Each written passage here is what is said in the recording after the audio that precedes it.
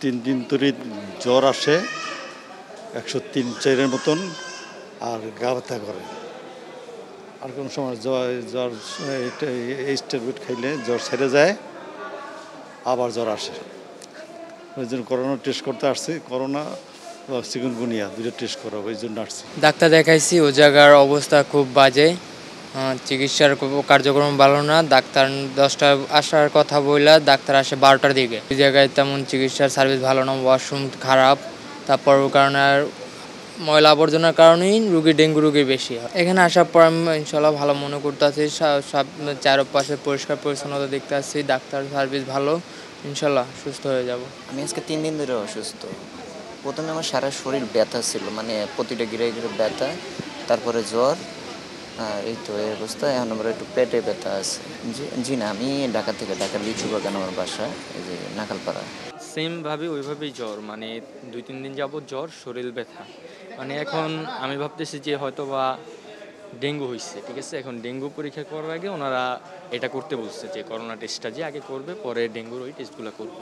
এই জন্য মানে করা, মানে আমার যে সিমটমগুলো ওইগুলা ডেঙ্গুরই মতো, আর যে শরীর ব্যথা, জ্বর কমতেছে না, তো এই জন্য ওইখানে গেছি টেস্ট করার জন্য। আগে ওনারা করোনার টেস্টটা করতে বলছে।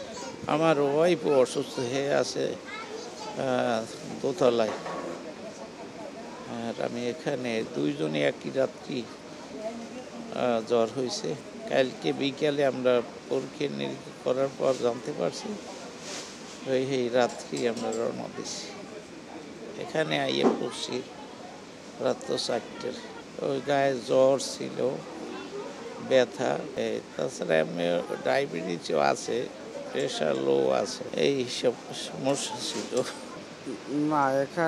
এখানে আমি এখানে নতুন আর কি, এখানে আর আসি নাই। আমরা ডেঙ্গু 2 বছর আগে একবার হয়েছিল। ডেঙ্গু না, এবছর গায়ে ব্যথা, বমি, কিন্তু এটা কমছে এখন। এখানে ইঞ্জেকশন ট্যাবলেট খাওয়ার পরে এখান থেকে কমছে। 7 তারিখ থেকে আমার গায়ে জ্বর এবং 100-102 এর মধ্যেই ছিল। তো এরপরে আমি এভাবে 3-4 দিন যাওয়ার পরে বরগুনা একটা প্রাইভেট ক্লিনিকে আমি টেস্ট করাই। টেস্টে আমার পজিটিভ আসে এবং যে প্লেটলেট খুবই নিচের দিকে, মানে 44,000 ছিল।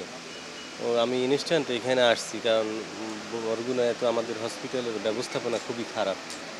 এরপরে আমি এখানে আসার পরে আরও নিচের দিকে নামছিল প্রথমত, অর্থাৎ 35,000-এ নামছিল। এরপরে 2 দিন পরে আবার টেস্ট দিই, টেস্টে আমার ইনক্রিজ হয় আলহামদুলিল্লাহ। এখন 48,000 আছে প্লেটলেট। আর আজকে রিপোর্ট দিয়েছি, স্যাম্পল নিছে। আজকে রিপোর্টে আশা করি যে একটু উপরের দিকে উঠবে হতে পারছে। ওখানে যদি একদিকে বলতে যাই, আমাদের যে হসপিটালের যে পরিবেশ, মানে নোংরা পরিবেশ, ওখান থেকেই মনে হয় যেন ডেঙ্গুর একটা মোটামুটি উৎপাদন কেন্দ্র বলা যায়। বরগুনা থেকে আসছি, আমার ওই বড় ভাইয়ের ছেলে ডেঙ্গু হয়েছিল। ওখানে কোনো চিকিৎসা নেই, এবং দেখা যায় যে চিকিৎসার চেয়ে আরও ভালো মানুষ অসুস্থ হয়ে যায়। ওই হসপিটালটা কোনো নিরাপত্তা নেই, কোনো নিশ্চয়তা নেই। পরবর্তীতে ভালো একজনের পরামর্শ নিয়ে ঢাকাতে আসি। ঢাকাতে আসে পরে এখানে টেস্টে দেখা যায় যে ডেঙ্গুটা হালকা কমছে, কিন্তু ডেঙ্গুর ওই পরিকল্পিতভাবে আবার লিভারের সমস্যা হয়ে যাইতেছে। এই জন্য আবার ডক্টর এখানে ভর্তি দিয়েছে।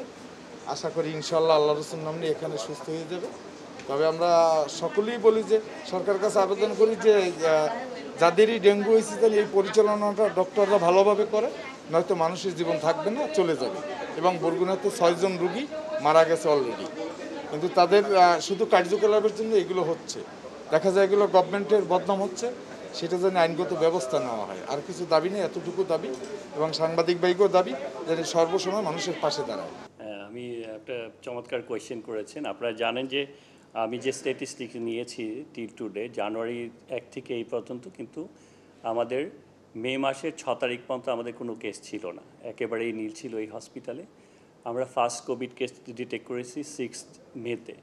এরপরে 15 দিন আর কোনো কেস ছিল না। Next case was detected on 21 মে, এবং গত মাসে আমরা মাত্র 6 জন কেস পেয়েছি। কিন্তু আজকে জুনের 1 তারিখ থেকে আজকে পর্যন্ত 29টা কেস পেয়েছি আমরা। এর মধ্যে গত মাস আর এই মাস মিলিয়ে আমাদের টোটাল এখানে ভর্তি হয়েছে 35 জন। এই 35 জনের মধ্যে এখন ভর্তি রয়েছে 15 জন, আর বাকি 20 জন অলরেডি ভালো হয়ে চলে গিয়েছে। এর মধ্যে অবশ্যই একজন ডেথ রয়েছে। আপনারা জানেন যে আমরা প্রথম যখন এপিসোড হয়েছিল কোভিড-19 ইন 2020, আমরা দেখেছিলাম যে এটা শীতকালেই বেশি ভয়ঙ্কর ছিল, কিন্তু দিস টাইম আমরা দেখছি যে শুধু নট অনলি ইন বাংলাদেশ, আমরা যদি স্ট্যাটিস্টিক্স নিই চায়না, সিঙ্গাপুর, হংকং এবং পার্শ্ববর্তী দেশ ভারতে কিন্তু এই গরমকালেই এটা বৃদ্ধি পাচ্ছে। এটার কারণ হতে পারে যে ইট চেঞ্জেস ইট ভেরিয়েন্ট। আমার মনে হয় যে আগে যে কোভিড-19 আমরা যেটা ক্লাসিক্যাল দেখেছিলাম, তারপরে ডেল্টা ভেরিয়েন্ট এসেছিল, এখন এটার হয়তো প্রকৃতিটা কিছুটা different. That's why it is happening also in summer. আপনারা হয়তো জানেন যে গত মাসে কিন্তু সিঙ্গাপুরে এই সংখ্যাটা এত বেশি ছিল যে এখনও হয়তো আছে, 30% বেড অকুপেন্সি ছিল অনলি ফর কোভিড-19 পেশেন্টস। তো আমাদের দেশেও পার্শ্ববর্তী দেশে অনেক বেড়েছে, আমাদের এখানে বাড়ছে, কিন্তু আমরা বিভিন্ন স্টাডি বা বিভিন্ন ম্যাগাজিন বা হেলথ বুলেটিনস থেকে জানতে পেরেছি যে এই ভ্যারিয়েন্টটা একটা XBBর ওমিক্রন ভ্যারিয়েন্টের একটা সাব ভ্যারিয়েন্ট, যেটা আবার JN.1। এইটারও আবার সাব ভ্যারিয়েন্ট হচ্ছে XFG, XFC। সাধারণত এগুলো বেশি। আর একটা নতুন রয়েছে যেটা NB181। আমার ধারণা যে আমাদের যে নতুন কোভিড-19টা আছে এই ভ্যারিয়েন্টের সিমিলার অথবা এই যে কোনো একটা ভ্যারিয়েন্টই হবে, যদিও আমরা এখনও জিনোম সিকোয়েন্সিং করতে পারিনি।